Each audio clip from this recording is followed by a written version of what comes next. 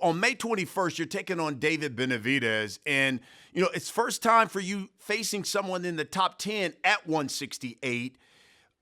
Besides the undisputed champ Canelo in that division, Benavidez is rated the top guy. Why Benavidez, and why in the hell would you go to his hometown of Phoenix to fight him? Good question.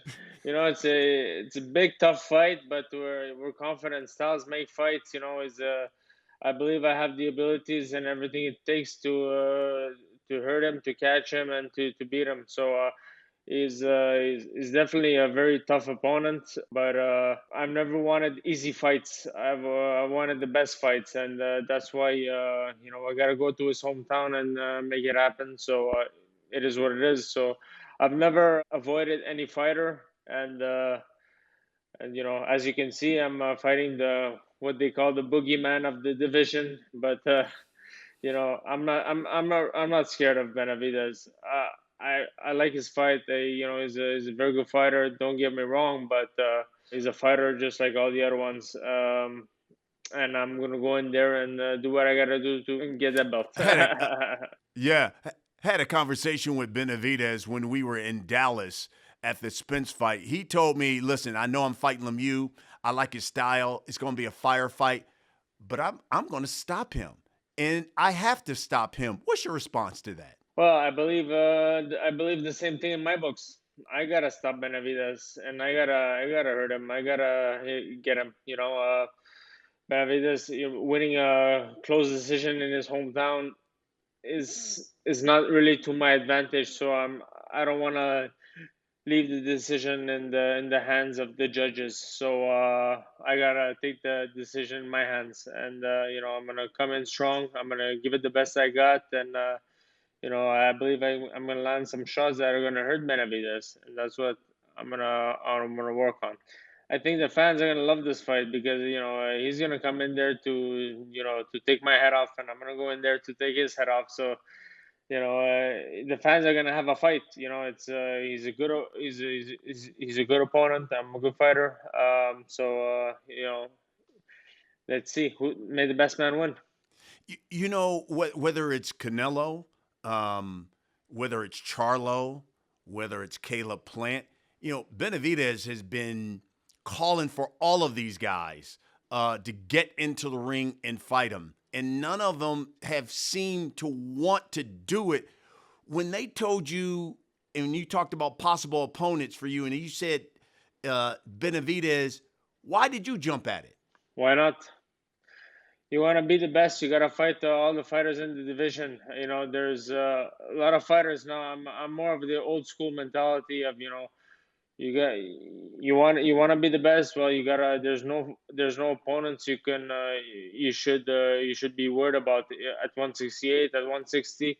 For sure he's a very difficult fighter. I'm a realist, and I know the opposition that I'm facing, but I know that if I give it my 100% in the gym and I'm fully prepared for it, I'm coming in there. I'm coming in there dangerous. So anything can be done, and that's what I'm gonna do on May 21st. I'm gonna give it my best shot. I'm training very hard for this fight.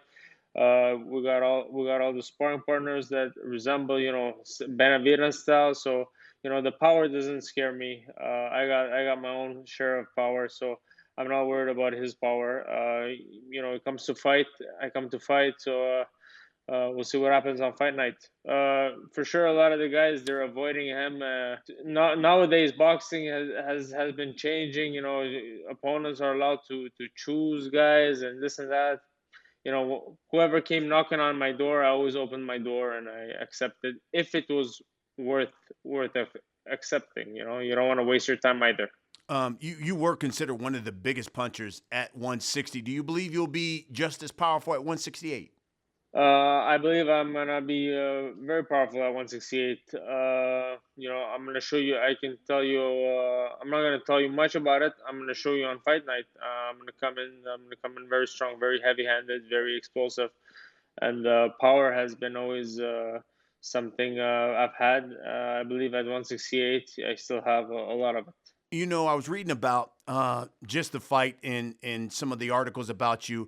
Listen, 33, 15 years in the sport. Does David Lemieux still have a lot left in the tank? David Lemieux still has a lot left in the tank. Yes, but I want credible opponents. I want real fights. I don't want to waste my time. Love that. I love that. How it begs this though. How important is this fight when you talk about your future in this sport? It's crucial. This fight is very important for my future. David Benavidez is a very tough opponent and brings a lot of difficulty. So, what better way to bounce back your career than a beautiful victory against a guy like an opponent like Benavidez? So, you gotta walk the walk and not just talk the talk. So, I'm gonna do what I gotta do on fight night to get that belt around my waist. You know, the winner of your fight with Benavidez becomes the interim WBC champ. And that ultimately means then you fight the champion, who is Canelo Alvarez, the undisputed champ. But, you know, Canelo's fighting Bivol. And he already said when they were asking him about what's next for him, he said, I'm more interested in fighting and becoming undisputed at 175. It doesn't seem like he's in a hurry or interested at defending his title at 168. So do you think the winner then of this fight should be the champion, or therefore maybe should they be stripping Canelo and making you guys the champ? Canelo is definitely on a league of his own with what he's done with boxing. Gotta give the credit where credit is due. He's a hell of a fighter. He's been dominating, all the divisions. You can't talk bad about Canelo in terms of fighting the best. But if you're not at 168, then yeah, you should vacate the title with the rules of boxing. You can't keep a hold and a freeze on a title and go dominate 175 and other weight divisions. It doesn't work like that. If you're the title holder at a division, you should when the time comes to defend it, you should be available to defend it, no matter what weight division you're fighting or whatever it is.